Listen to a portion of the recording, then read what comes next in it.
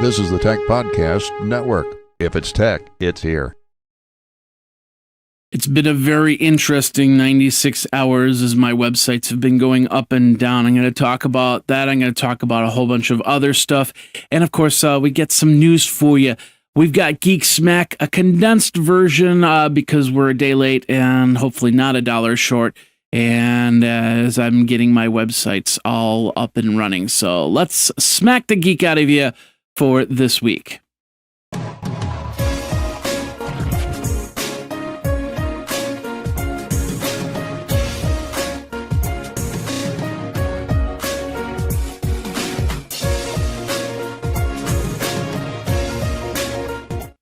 Hey everybody, Jeffrey Powers here from Geekazine. Think Magazine put in a geek and you got a 500 error, maybe a 503 error.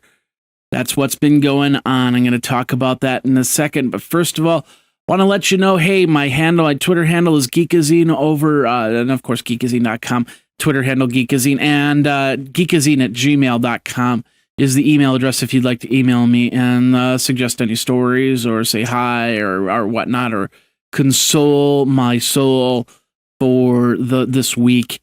And of course, a hotline 608-205-4378. If this is the first time that you've come to the show, well, this is not the normal show that I normally put out.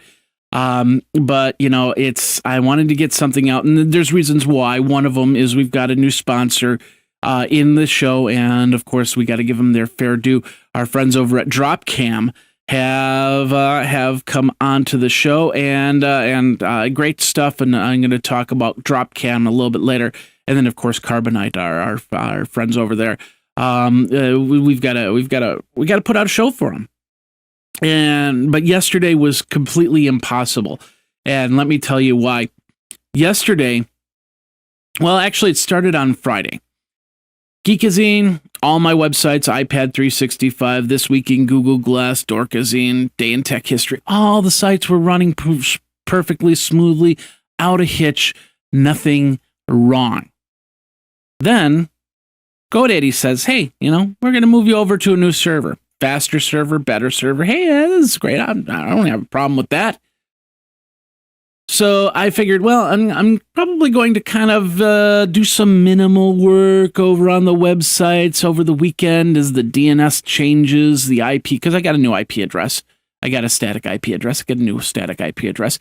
And it moved over, and I figured 48 hours will give it enough time for all the DNS to settle down and the website to start running smoother, have a little bit of dip in the in the viewership over on the side. Not a big deal. Monday morning came, and I actually got a couple tweets and stuff like that from people saying, hey, your websites are down. It's like, yeah, I kind of knew that because they were doing some changes. I accept that. Monday morning, it was not the case. Monday morning, I was continuing to get 500 errors, 503 errors. What was really interesting was if I typed in, I did some pinging, and if I pinged Geekazine.com, it would say everything's okay. But if I pinged www.geekazine.com, all of a sudden, all heck broke loose. And next thing I knew, it was like I'm waiting forever for this to happen. And then, of course, 500 errors, 503 errors. I called up GoDaddy, and we did some DNS fixing. And this said, wait a couple hours. It's like, okay, but I'm not giving the full 24 hours. And by the end of the day, it wasn't fixed. It was continuing, and it was hurting my websites. So I called them up and I said, what's going on? I need to get these websites up and running. And they said, well, we'll take a look at it. And the first tier person went to their server group, and the server group came back, and they came back and they go, well, you're using too many concurrent connections at one time. So your websites give 500 errors. And it's like, nothing has changed. I haven't done any updates. I haven't done any plugin updates. I haven't done anything to this website. The only thing that happened on this website was on Friday, you moved it from one to the other, gave me a brand new IP address. And they said, yeah, but this is on your end. There's a plugin that's failing or something like that. So Monday night, I got rid of all my plugins. across the board. And you know, I have a little bit about what I have on my websites to not get too much structure. But Geekazine is what's called a WordPress multi-site, which means I can actually run three or four different websites off of that one instance. And so when I have to update a plugin, all I have to do is hit one button instead of go in, hit a button, go to the next one, hit a button, go to the next one, hit a button. It's really nice, and it works really well. And it should work very well. It should actually be better for the host than the opposite, which is basically putting the exact same files in different instances across the board. Well, I disabled every single plugin that I use. I actually switched the theme, and I even took my theme off. I took Geekazine offline and created an alternate world Geekazine, I guess you could call it, called Geekazine Test, and I put it right in the same place. And I had that run for a couple hours, exact same problems, still getting 500. It was a little bit better, but still 500 errors, 503 errors. So I went back to GoDaddy and I said, hey, look, I took all the plugins off. I changed the themes to basic themes. This should be working like butter. And I'm getting 500. And then they're going, no, you still got some connections you've got to work. It's like, tell me these connections. So right now, during the time that I actually would do the podcast, I was in the middle of a 2.5 hour conversation with GoDaddy over my plugins and over my websites. And right now, this morning, once again, I took Geekazine offline from 1 a.m. to 7 a.m. and it kept resetting the connections, even with Geekazine offline. And so now, of course, I put it back online to try and do the podcast. And guess what? It's almost impossible to get on. And I don't know why. The logs are also saying that there's a podcast website in Germany that's trying to index my podcasts called. I'm not going to get into the website name because they're kind of taking my content, even though they're taking it with the tracking codes, which means that, you know, I'll get credit for the videos and audios playing, but they don't link back to my websites. And I have a big problem with that. So, and I'm not sure how they're ripping it, if they're pulling the content and maybe to be cataloging on their own or whatnot. I don't know, but I have to look a little bit more into this podcast website. It happens every now and then. You get a new podcatcher, new software that's been written, web software, and it turns around and takes your stuff. So, but right now, Geekazine.com, iPad365.com, ThisWeekInGoogleGlass.com, Dorkazine, Day in Tech History, How to Record Podcasts, all these websites that I have a plan that says that I can have unlimited websites, unlimited caching, and unlimited bandwidth, but 600 current connections, which means that at one time, 600 connections can happen. So technically, not necessarily 600 people, but 600 connections. Geekazine at one time should not have 600 connections. That would be a Verge website. That would be an Engadget website. That in those cases, that's more than 600 concurrent connections, and that would be a plan up. I'm not at that point. And of course, the next step up is thousands of dollars, and I can't do that. So I'm at this point where I don't know what to do with GoDaddy because of the fact that they have a great plan. They've had a great plan, but you know, every 6 to 8 months it turns around, and all of a sudden I have to deal with it again. 7 months ago, I was at South by Southwest, and this very similar issue happened.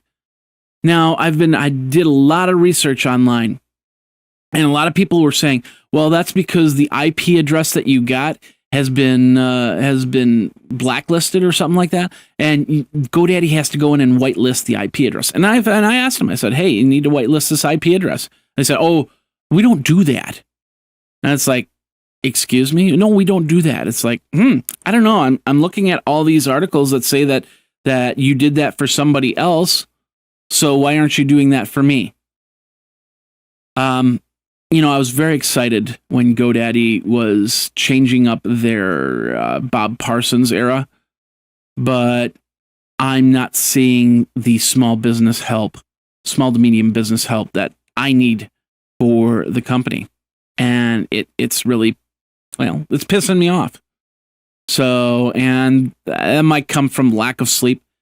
That might come from hours of working on my websites, cleaning up my own websites. Because I'm not the webmaster I'd love to be. I don't know everything about domains. I do know what I'm an IT administrator, so I do know how to handle them. But it's been a few years since I've had to do it, and I don't do it on a daily basis. So things change, and you got to keep up with it. And I thought I kept up with keeping my websites pretty darn clean. So I don't know what's going on, and that's where it is. And I apologize for this 10-minute rant at the beginning of the show, but the reality is, first of all, this is a podcast. Got it first and foremost, and second of all, this is a part of technology. This is my livelihood at this point. And right now, GoDaddy is basically saying, no, we can't help you here. It's our systems, but we don't see the problem. It worked last week. It doesn't work this week. I don't see the problem. And it's really frustrated me. And I'm at this point where I'm not exactly sure what to do. Because the next step is any place that I go from here is going to ask me to shell out a lot more than what GoDaddy has for their services. What I paid.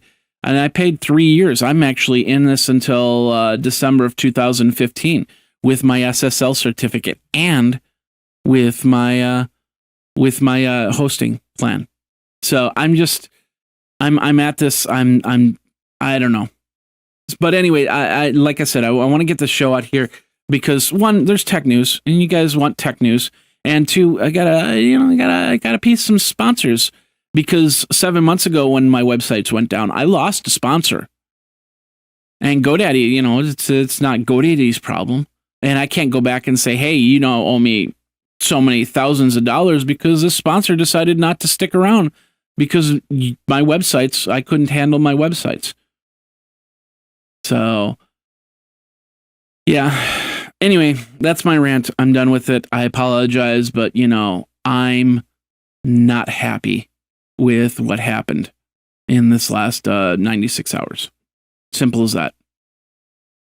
So GoDaddy, other than that, I've been on GoDaddy for over 5 years. This is the third problem. The first problem, I remember the first problem. It was actually the first year I was on, and for 2 weeks I couldn't get my WordPress site to work right. And they kept going down, and they kept saying the same thing. It's not our problem. It's not our problem. You got to fix your WordPress. It's a brand new WordPress website.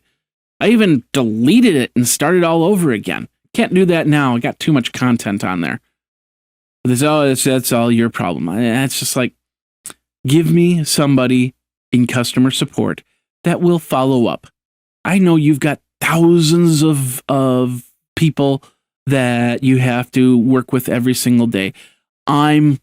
I can handle myself 95% of the time. I can handle what I have to put out there.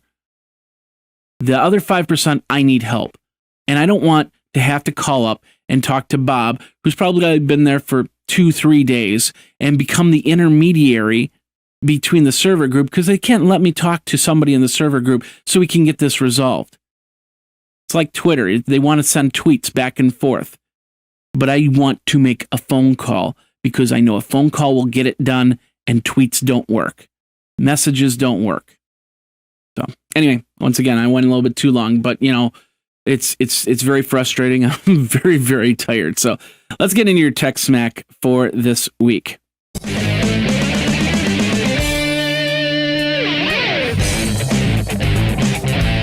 And of course, this is brought to you by our friends over at Carbonite.com. Backup now, backup often, backup off-site. I'm a big proponent of backing up, and I've got, discs upon discs upon discs of backups, and, they're kind of disorganized right now. And I think one of those drives is kind of flaky, because it's, I don't know if it's going to work or not. So backing up is very important. Backing up to somebody else's system is even better because, hey, if something happens here, I've got backups. Let's say a perfect example. Let's say I've got my main computer here, which is my MacBook Pro, and I do all my stuff on my MacBook Pro. So I back up on Carbonite. And let's say I go out to Las Vegas, which I'm doing in a few weeks to go for the Consumer Electronics Show. And then the day I get there, I set down my computer and I turn it on and it goes, pew, like that. I have to go get a new hard drive, put in a new hard drive. I put in the operating system. That's all. That can all be done in Las Vegas at the Apple Store. That's not a problem. But when I need to bring back my data, all the video stuff, all the setup stuff for, things like this, they don't have that stuff. I don't have that stuff. It's probably sitting on, it's sitting on a drive over here and whatnot. And if I was a little bit more organized, maybe I have it a little bit more set so I could download it. But, internet connections, and they're just horrible in Vegas. So why not do it through a system like Carbonite? Because then you can just kind of say, hey, here's my Carbonite ID, go to a place where I can actually download it and download the files and get everything back on my computer so I can continue on from there. That's what Carbonite's all about.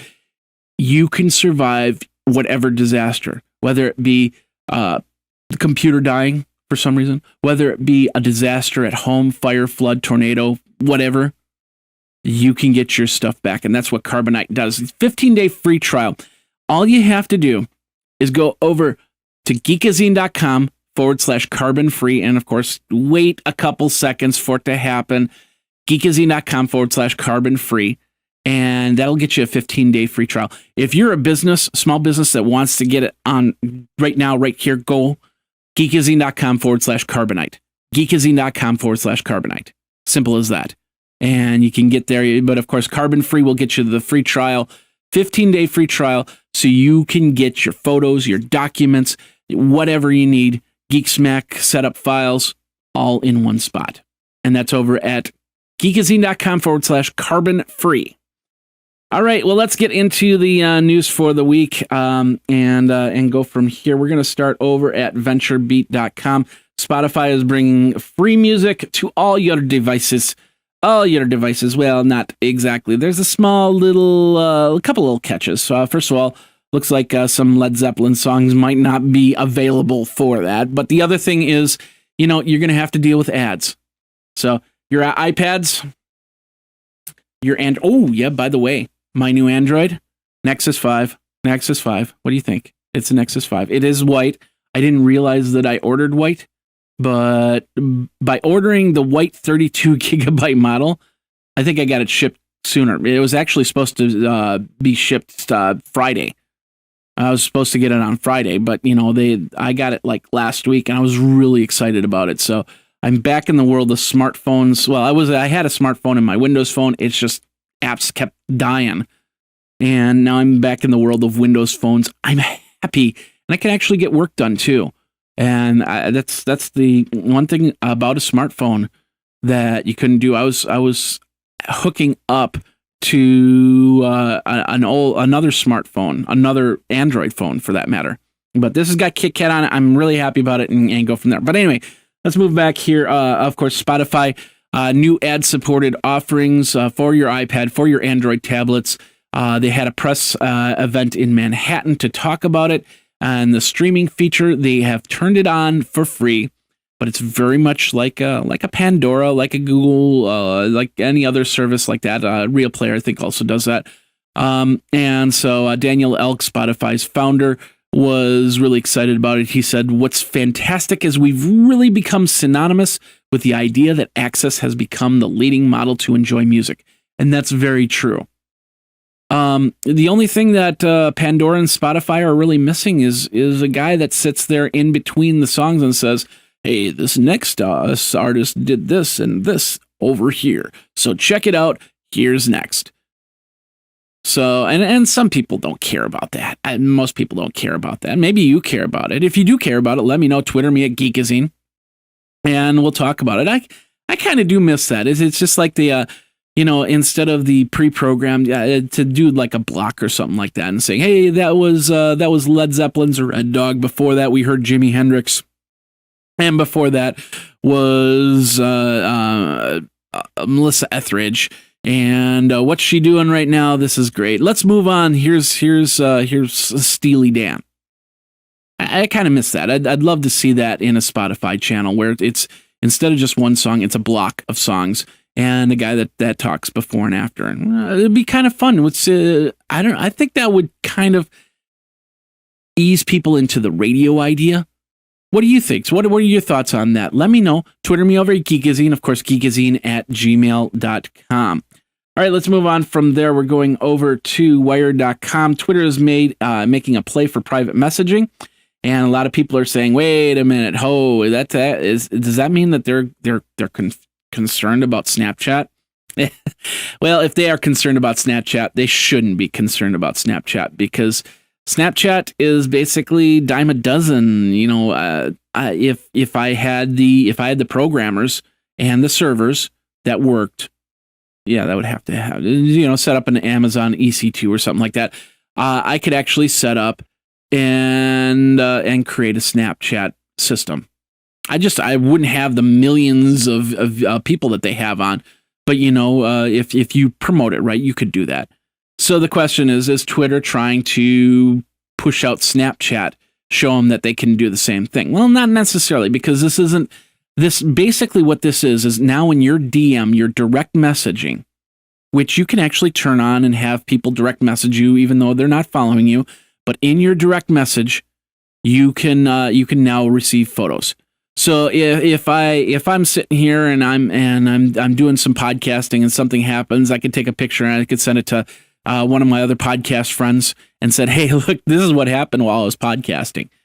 And it's not a public tweet or anything like that. It's a private tweet, and it gives you a little bit more because you can share stuff and they can see and then they can choose to do. Like for instance, let's say I won't get too many more examples. You get the idea. But the thing is, this is a great addition to Twitter, and it definitely adds to the sending pictures to somebody else without having to have the world see it. Now, will that increase? Let's say Anthony Weiner type photos going across Twitter through direct messages. Remember, even though I send a direct message to you, you could still take that picture and put it up on Reddit, still put it up on the web. Simple as that. So, just think about that before you go second selfies. I don't know. What would you call that? Taking a picture of your private parts. Is it a second selfie? Is it I don't know. Let me know. Twitter me over at Geekazine or geekazine at gmail.com. Let's move on from there. Let's see. We did that. We're going to go over to Daily Tech. I talked about my Nexus 5. Nexus 7 is out there, and of course they also have a white back Nexus. It's kind of nice. I mean, like I said, I didn't expect the white Nexus, and what I do expect from this Nexus is within the next year, it's not going to be this white. It's actually probably going to be a slight yellow because, it's the same color as an old computer case. So unless they put some sort of protective coating on it, it's going to be, it's probably going to have a yellowing to it. And I should probably take a picture of it now and then take a picture of it in a year just to see how it progresses. Maybe even one of those 365 pictures a year type thing, just to see if it actually goes from bright white to completely disgusting. So, but anyway, if you want a Nexus 7, they're available. 16 gigabyte are $229, and for the no LTE versions are available right now. But if I'm guessing if you purchase the 32 gigabyte model, you'll get it sooner than the 16 gigabyte model. It's like if I was going for the iPad Air during Black Friday, I would have not gotten my iPad Air. If I would have went for the 16 gigabyte model, I would have not gotten it because I was just too far in line. Same thing here. So if you want 16 gigabyte and you didn't do it right away, you might want to make plans down the road. So if you want to read more on this, go over to dailytech.com and go from there. Are you going to get the Nexus 7? And of course, there is no, the big rumor was Nexus 10 was supposed to come out on Cyber Monday. Didn't happen. So are you going to wait for Nexus 10 or are you going to stick with the Nexus 7? Let me know. Geekazine is the Twitter handle.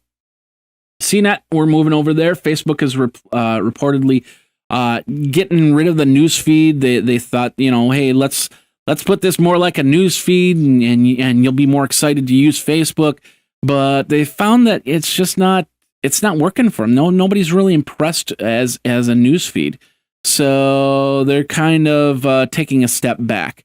I like the idea that they're doing timelines. This is going to become your family's photo book without it being called photo book. I bet you there's probably some company called photo book already. But my point is that, you can set the timeline. I could take a whole bunch of pictures and scan them into the computer and find out the dates, put them in the right dates. So, you see what I looked like in 1990, what I looked like in 2000, what I looked like in 2010, so on and so forth. So it's a great advantage. But, news feeds, I'm probably just doing too much and people getting confused. I get confused on the top stories versus the most recent. Because lately, most recent just looks like top stories. It's like the algorithm's not even working anymore. So, I don't know. What are your thoughts on it? Are you going to miss the news feed, or do you just use Facebook for friends and family like most of us do? Or have you even opened it up? Robert Scoble keeps talking about how, it was the best thing since sliced bread when he opened up his Facebook to everybody. And I still have my Facebook set to friends and family. Some bleed through, but very little. But, is it going to help my social media, my social networking, if I open up Facebook to everybody? Are my friends and family going to get upset because of the fact that I did that? I don't know. What do you think? Did you open up your Facebook to everybody? Let me know. Twitter me at Geekazine and let me know. And let's chat about that a little bit because I'd be interested to see what your trials and tribulations were during that process. So, all right, moving on from there. This was over at cnet.com. Of course, we'll have the link in the show notes, and I'll try and get an alternate spot. Well, there is an alternate spot for the show notes. Groups.google.com, Geeksmack group. I think it's Geeksmack group, and groups.google.com. That's where you go to get that. Simple as that. So let's move on from here. We're going over to The Verge. And I think, let's see. Yeah, we got two more articles, and TechSmack will get in the Geeksmack side. Nokia is working on their Android phone, and this is the leaked pictures from EV Leaks. Yeah, it looks like a Nokia, doesn't it? It looks like, they're 90 whatever number Nokia, but this is apparently supposed to be an Android phone, and we got this over on The Verge. But they're building their own. It says that reports that they're building their own Android phone. It's codenamed Normandy because it's actually being done I believe in Germany. And it's going to be the next step in lower end phones from Nokia. Nokia Finnish actually is where they're located, Finland. So in that, made me think about just now about that article that we talked about a few weeks ago, where they punked the town in Finland and changed the name from Nokia to Microsoft. So it's interesting to see, because Nokia also is now part of Microsoft, doing an Android phone. I'm wondering what they're trying. Are they trying to get the Android market, or are they just trying to create a very low cost phone and they know that Windows Phone can't cut it? I don't know. Do you have a new Nokia phone? Do you like the new Nokia phone? I had the before the Nexus. It was the Nokia 920. It just kept, apps kept disappearing. When LinkedIn was gone, is like, what's next? The only app I could use, the only social network I could really use, well, actually two. I could use Twitter and I could use Facebook. Nothing else. I couldn't use Google Plus. Couldn't use LinkedIn. I couldn't use. It was just getting to be a nightmare. Foursquare was even problematic. And when Fandango went and disappeared and stopped working, it's like, I'm done. I'm done with this phone. I got to get something new. So anyway, let me know. Twitter me over at Geekazine if you're going to get this Android phone from Nokia, or if you're just a Windows fanatic. If you like those Windows phones, let me know. Let's move on from there. One more article here, and that is Xbox One. Apparently, if you get the 500, and we kind of know this. I mean, when the Windows Surface, that's the realization. You get a 16 gigabyte tablet. Part of that 16 gigabytes is being used for storing operating system code and software and stuff like that. My Google Glass, which I'm not wearing right now, but my Google Glass, 16 gigabytes. 12 gigabytes are available. The other 4 are for system processes, software, and stuff like that. Even in this phone, I bet you, this is a 32 gigabyte phone. I bet you there's a couple gigabytes that are being used for software. Well, Xbox One, the report is, out of a 500 gigabyte hard drive, well, actually any gigabyte hard drive, 362 gigabytes have content on it already. That's over half. Well, it's almost 2/3 of the hard drive. Now, what's on the hard drive? Well, mostly, there's the Xbox One software, but then there's some free games that you get, and it's not like you can't delete some stuff off of there. But IGN noticed that there's about 20 games of various sizes on the system. And, they installed 20 games of various sizes on the system before meeting the cap. They figure that it also saves files, apps, and game DVR clips. So if you're using Xbox One as a DVR, then it's going to take more space there.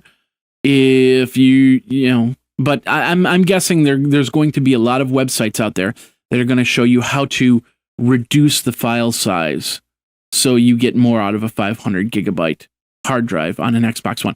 But shouldn't you just get a 1 terabyte drive? I don't know the prices because I'm not too much in the gaming area, but I'm guessing, $100 more, $150 more, you could get yourself a 1 terabyte drive and not have to worry about that. So, what are your thoughts? Are you excited about the Xbox? Did you get the Xbox One? Are you disappointed that there's 362 gigabytes of the 500 gigabyte drive already taken up? Let me know and Twitter me over at Geekazine. That does it for the first part. Let's get into your second part right now. This is Geek Smack. No special editorial at the end. We're just going to get the rest of the news and get you on your way. So we'll be right back.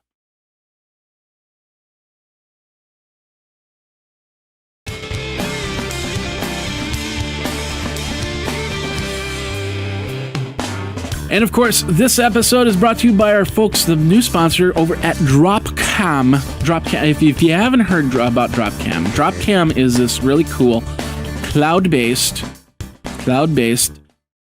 camera system. And the idea is you put a Dropcam in a place that you want to monitor. Maybe the front door. Maybe in like a studio or something like that. Maybe you just want to do some cam of your Christmas tree.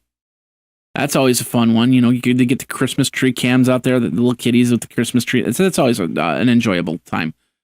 So you set up a Dropcam and you hook it up into the network. I think some of them are wireless, some of them are wired, and then you can actually access it. Not only access it from another device, but also be able to control it.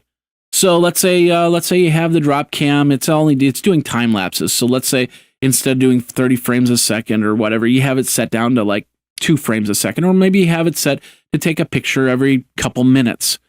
So you see what's going on. Maybe you just want a picture right then and there. That's what this is all about. It can do cloud recording. It can do pictures. You can set up your webcam, and there's many different people that have set up drop cams on their website, so you can kind of see their studio when they're after hours and stuff like that. And of course, their newest camera has 2 times more sharper image, 8 times zoom, 130-degree field of view, enhanced two-way talk, and fast mobile setup. Enhanced two-way talk. So let's say you kind of set that up. Let's I have this bookshelf that actually looks on the other side of the front door in my place. If I look and all of a sudden I notice that door is open, I can actually enable the two-way talk and say, "Hello, is anybody there?" And maybe somebody will think that I'm still home and go. And if they're robbing my place, and it's like, "Oh, let's go." So that's the beauty of Dropcam. Get yours now. Simple as this. Go to geekazine.com/Dropcam. Geekazine.com/Dropcam. And once again, please wait a couple minutes for it to load as the site issues are going through. But geekazine.com/Dropcam. You can get yourself a great USB camera that you can control via the cloud. And that's over at dropcam.com, geekazine.com/Dropcam. All right, let's get back into your news, to your tech news for this week. And we're going to go over to the BBC.com. A few months ago, I talked about this. There was a guy in Colorado, and he had it's being called a revenge porn site. So basically, let's say I break up with my girlfriend, and I got all these pictures on my brand new Nexus 5 phone, and I'm going, "Hey, these are some great pictures of my girlfriend, but we broke up." Okay. I send them off to a revenge porn site, and then they post them. And then these people come on and say, "Hey, where did you get those pictures? I didn't approve those pictures." And they go, "Well, we got this alternate service, and this alternate service, you pay $250, and you go through this alternate service. It's all legal at that point, and we can take the pictures down. But until you pay the $250, go to the alternate service, or whatever the price, and we're keeping the pictures up." One of the guys is Kevin Bolliart. He was accused of being behind You Got Posted, which did just that. And he was arrested in San Diego for his revenge porn website. The website also sought, once again, to extort money from people featured on the site for charging a fee. And I'm not sure, I don't remember if this is the same guy from Colorado. I don't think so. He also ran ChangeMyReputation.com. It offered services to have pictures from You Got Posted removed, and his fee was $300. So, first of all, don't take the second selfies. Second of all, don't send second selfies to your loved one, even though you want to, and you want to show them how much you love them. Buy them flowers, and you're not going to get on this site. Simple as that. Anyway, what do you think? Do you have any selfies that are second selfies that you want to don't want to see on these sites? Are you glad that somebody like Kevin Bollard is been arrested? It's not gonna, it's already been thought of, so other people are doing the same thing. So 1 down, 5 up. That's how it works. So if you have questions or comments on this, feel free to tweet me at Geekazine. Of course, geekazine@gmail.com. Let's move on from there. We're going over to Forbes.com. Healthcare.gov is gaining ground. 365,000 people have signed up for that. I don't think that's the article I was going for, though. That is definitely not the article I was going for. I mean, it's a very important article. Oh, yeah. Yeah, that's not the article. That's interesting. Let's move on from there. If you want, I'll figure out the Forbes one in a second here. Moving on, we're going to go over to MacLife.com. Huh. Yeah, I think this got all messed up. Hey, that's okay. I'm just tired. So we'll go over here, over at MacLife.com. Siri. When Siri came out, it was always fun to kind of, press the button and go, "What's the airspeed velocity of an unladen swallow?" Okay, I found this on the web. Well, that's not. I think I said it wrong, but when I said that, it actually did the Monty Python line and about the airspeed velocity of an unladen swallow. Anyway, Siri's improved since then, of course. But of course, Siri's really improved now that it's kind of taken out some of the Google stuff. Excuse me. Siri has demonstrated their voice quality is much improved, and of course, with the new voices, it sounds a little bit better than what they had out there. iOS 7, I got this chart here. iOS 6 net ability to answer questions in December of 2012 was 75%, which wasn't too bad. Now, December 13 of 2013 is 79%. To interpret questions, it went from 88% to 94%. Anything heard incorrectly was reduced 12% to 6%. So about 6% of the words that you send to Siri are heard incorrectly. And that's that was overall. In a controlled environment, it's a lot better. In an uncontrolled environment, of course, but we're talking a percentage difference here. So in an uncontrolled environment, which means that, let's say you're in a bar or something like that, and you ask Siri a question, December of 2012, it heard incorrectly and put in different words 16% of the time. This year, 7%. So that's a pretty big difference. And even from August of 2013, it was at 17%. It would hear words incorrectly. And now here it is December, and it's at 7%. So that's pretty good.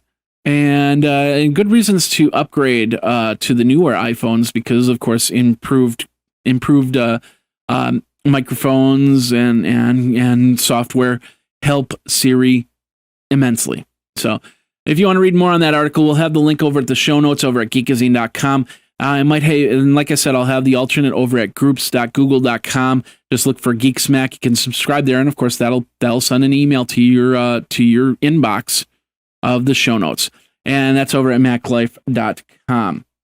Moving on from there, Google Chromecast has done some updates. We got the direct link over to their blog. And their blog basically sees that they've got about 10 new apps for the Chromecast, including Vivo, Red Bull TV, Songza, Post TV, Viki, Revision 3, and Beyond Pod. Now, I have a Chromecast, and in fact, I have a video out there of Chromecast versus Apple TV versus Roku. I've been I don't use my Apple TV too much, except for doing like iPad 365.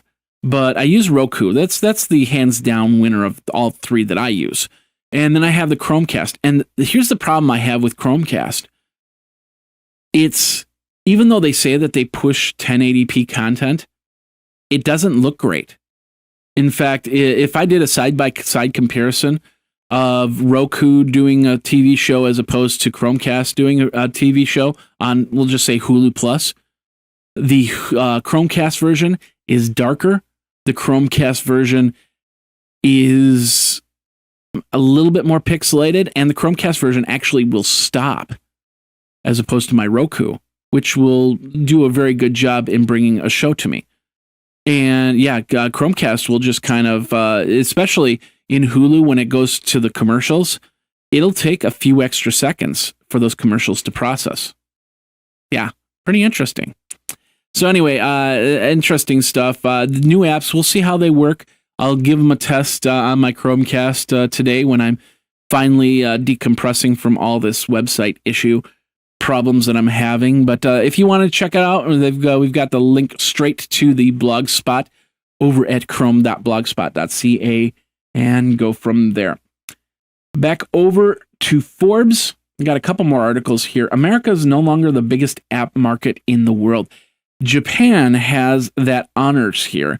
And basically they're saying that App Annie survey on global mobile software market says that Japan has moved ahead of the United States as the largest app market in the world. So people are downloading and installing more apps in Japan than they are in the United States. Japan basically has doubled the app excuse me, doubled the app downloads at what was it? South Korea, and they're 6 times larger than the UK. And so you'd figure that it would be like the United States, then Japan, then the UK, but that's not the case. UK, apparently they don't download as many apps. I don't know if how many cellular or mobile devices they have, how many tablets versus smartphones or whatever. So, and of course, there's a lot of games.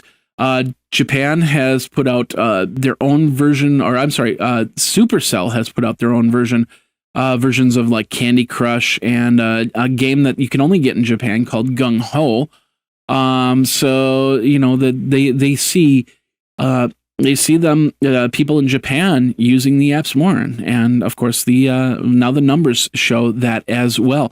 Now the question is it because Japan is just getting very comfortable with a mobile device, or is it because of the fact that they might have to, I don't know, is there more train commuter traffic? I know that in Japan the chances of you owning an actual car are not as great as in the United States. In the United States, I have a car. You probably have a car, unless you're living in some super metropolitan area like I don't know, Manhattan. You probably don't need a car. So I don't know. What do you think? Do you think that your mobile usage is not because you ride a train? I don't know. Let me know. Twitter me at Geekazine. You think that I'm babbling? Geekazine. Anyway, let's move on from there. That was over at Forbes.com. Finally, speaking of Manhattan, actually, New York, Harlem has launched what's now known as the biggest Wi-Fi network, citywide network. It was launched on Tuesday. It offered outdoor internet access to thousands of residents on 95 blocks. Mayor Bloomberg said it was the latest step in creating a comprehensive Wi-Fi zone across all 5 boroughs. So if you go to New York, or if you live in New York, you might be able to get some Wi-Fi. It's not free Wi-Fi. Notice that.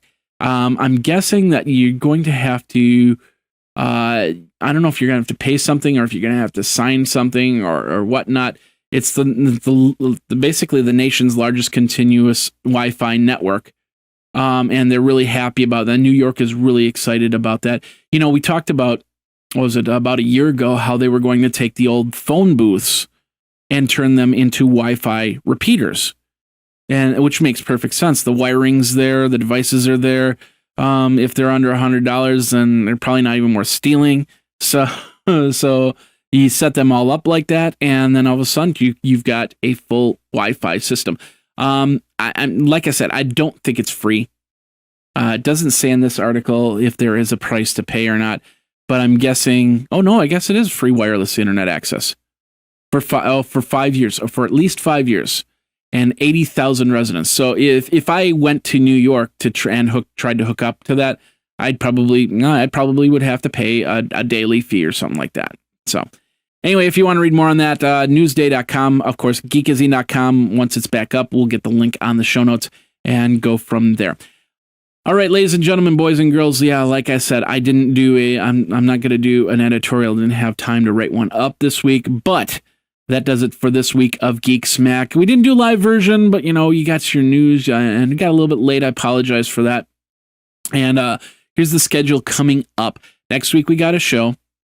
And then we're going to take the winter solstice, where basically I'm going to take a few weeks off as I prepare for Consumer Electronics Show. Tons of content there. Hopefully my websites will be up by then. We'll see.